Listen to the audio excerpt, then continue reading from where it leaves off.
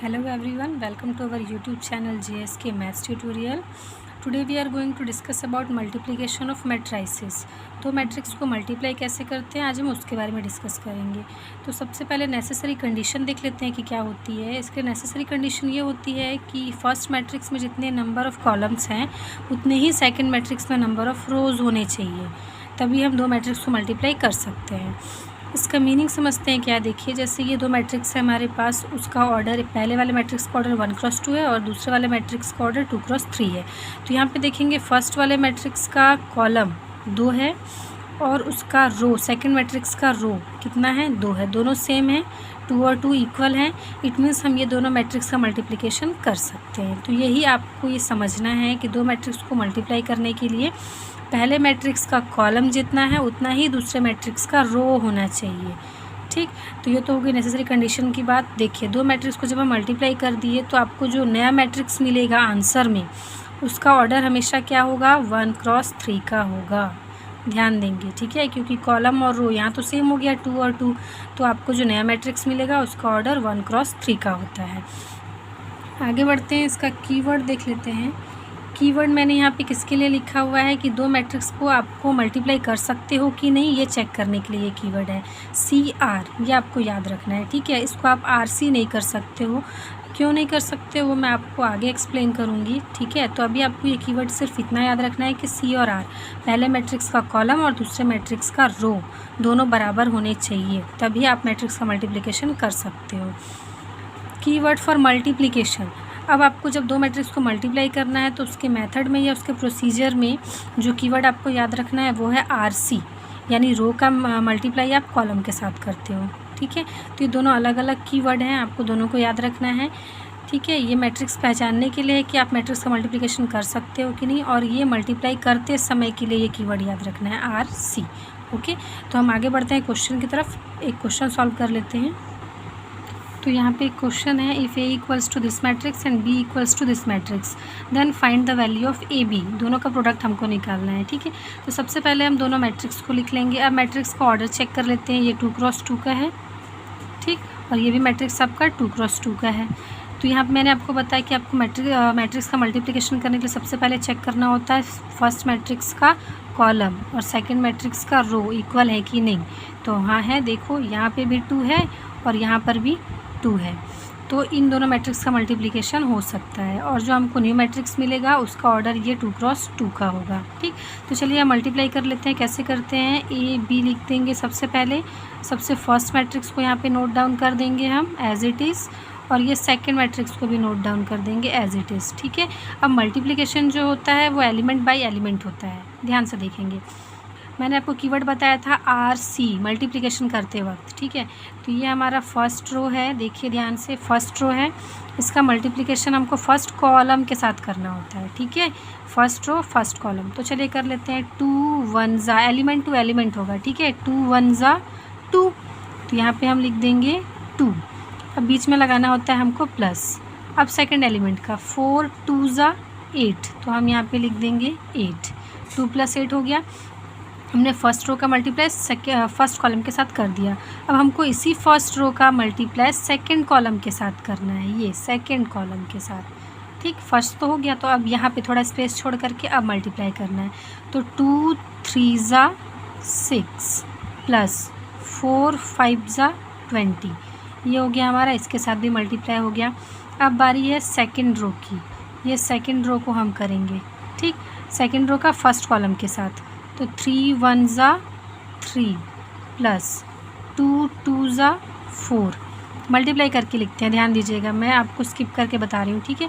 चलिए सेकंड वाले को कर लेते हैं। 3 3 ज़ा 9 प्लस 2 5 ज़ा 10, ठीक। तो ये हो गया आपका मल्टीप्लिकेशन कर दिया हमने। 3 3 9 हो गया और 2 5 10 हो गया। अब इसको हमको प्लस करना है, कर लेते हैं प्लस। 8 और 2 कितना हो जाएगा 10, 3 और 4 कितना हो जाएगा 7, 20 और 6 क्या हो जाएगा 26, 10 और 9 क्या हो जाएगा 19। तो ये आपको जो आंसर वाला मैट्रिक्स है AB का प्रोडक्ट वाला मिल चुका है, जिसका ऑर्डर क्या है 2x2 है, देख सकते हैं आप, ठीक है। तो आई होप आपको मल्टीप्लिकेशन कैसे करना है समझ में आ गया होगा। एक और क्वेश्चन कर लेते हैं हम। नेक्स्ट है हमारे पास if A equals to this and B equals to this then find A B. अगर ए बराबर ये मैट्रिक्स है, बी बराबर ये मैट्रिक्स है, तो हमको ये फाइंड करना है। तो सबसे पहले तो आप मैट्रिक्स को नोट डाउन कर लोगे। फिर सेम एज़ प्रीवियस क्वेश्चन यहाँ पे हम ए बी लिख देंगे और हमारे पास यहाँ पे फर्स्ट मैट्रिक्स है 0 नोट कर लेंगे। ठीक है, तो ये तो काम हो गया हमारा ए का, और ये हो गया बी भी हमने नोट डाउन कर लिया। यहाँ पे दोनों मैट्रिक्स नोट डाउन हो गया हमारा। अब सबसे पहले तो हमको चेक करना होता है ऑर्डर। तो यहाँ पे ऑर्डर कितना है, कितने रो हैं, 1 2 3 रो हैं, और कॉलम कितने हैं 2, 1 और 2। इसका ऑर्डर कितना है, तो 2 रो हैं और कॉलम कितने हैं 3। अब आप चेक कर लो, फर्स्ट वाले मैट्रिक्स का कॉलम देखते हैं, सेकंड वाले मैट्रिक्स का रो देखते हैं, दोनों सेम है, 2 2 है, तो यस मल्टीप्लिकेशन पॉसिबल है, कर सकते हैं मल्टीप्लाई। जो आंसर वाला मैट्रिक्स मिलेगा उसका ऑर्डर क्या होगा, तो 3 क्रॉस 3 होगा। देखिएगा कैसे होगा। ठीक है, करते हैं, चलिए आगे सॉल्व। ये तो हमने लिख लिया, अब हम इसको मल्टीप्लाई कर लेते हैं। तो ऐसा साइन लगा देते हैं पहले। फर्स्ट रो पहले लेना है, फर्स्ट रो का मल्टीप्लाई किसके साथ होगा, फर्स्ट कॉलम के साथ। चलिए कर लेते हैं। 0 0 0 0 का गुना होगा, क्या आएगा 0, प्लस 2 1 कम 2। ये तो इसकी बात हो गई। अब इसी का मल्टीप्लाई हमको इस वाले कॉलम के साथ करना है। चलिए कर लेते हैं। 0 1 कम 0 प्लस 1 1 कम 1 हो गया ये। ठीक है, अब इसका कर लेते हैं थर्ड वाले के साथ। तो 0 2 0 0 प्लस 1 0 0 हो गया। तो इसकी तो बारी ख़त्म। अब सेकंड रो की बारी। चलिए सेकंड रो का करते हैं। अब इसको ध्यान नहीं देंगे, सेकंड रो का फर्स्ट कॉलम के साथ। तो 1 0 ज़ा 0 प्लस 2 0 ज़ा 0। अब इसका 1 1 ज़ा 1 प्लस 0 1 ज़ा 0 प्लस 1 2 ज़ा 2। यहाँ पे हो गया 0 ज़ा 0 0 के साथ करोगे तो 0 हो जाएगा। अब थर्ड की बारी, इसकी बारी, ये वाला रो और ये सारे कॉलम्स। ठीक है, तो 0 0 का हो जाएगा 0 प्लस 2 1 कम 2। 0 का 0 0 के साथ 1 के गुना होगा तो क्या आ जाएगा 0 प्लस 1 1 ज़ा 1 हो गया। ये क्या हो जाएगा पर 2 0 ज़ा 0 प्लस 0 1 ज़ा 0।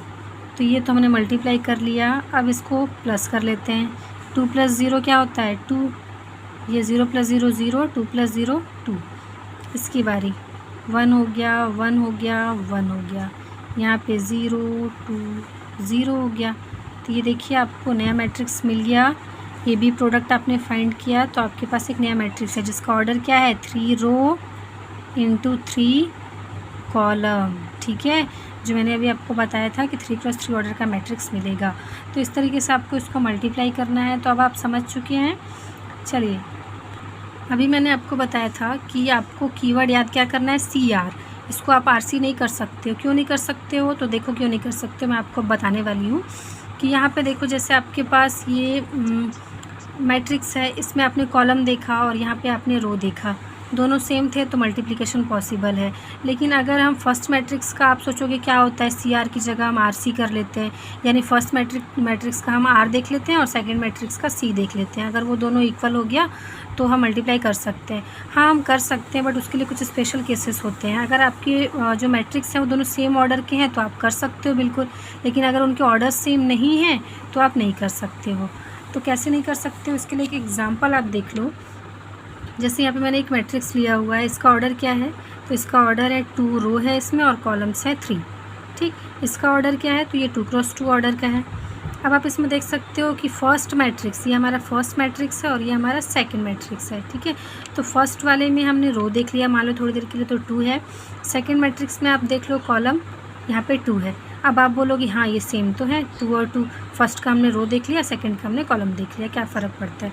तो देखो ये हो गया। अब आप मल्टीप्लिकेशन जब करने बैठोगे तो क्या होता है, देखो मैंने आपको अभी भी बताया था कि फर्स्ट रो का मल्टीप्लिकेशन फर्स्ट कॉलम के साथ होता है, तो एलिमेंट टू एलिमेंट होता है। तो इस 3 का मल्टीप्लिकेशन आप इस 3 के साथ तो कर लोगे, इस 2 का आप इस 2 के साथ तो कर लोगे, बट व्हाट अबाउट दिस 1 के लिए there is a no element. Okay, यहाँ पे कोई एलिमेंट ही नहीं है तो मल्टीप्लिकेशन नॉट पॉसिबल।